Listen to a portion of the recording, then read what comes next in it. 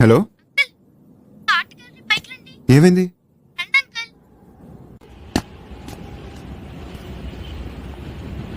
రా అంకుల్. ఎలా ఉన్నారు? ఏమైందిరా? మిమ్మల్ని చూడాలనిపించి ఫోన్ చేశాను.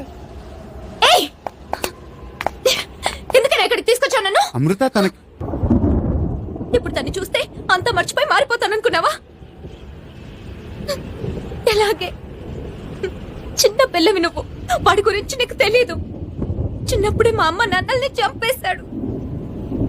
నా జీవితంలో మిగిలిన కాస్త సంతోషాన్ని కూడా చెరిపేసి నా మనసుని బాధ పెట్టి వాడెంత సంతోషంగా ఉన్నాడు చూడు చూడు. సంతోషం అది ఎలా ఉంటుందో చూసి చాలా రోజులు అవుతుంది అమృత.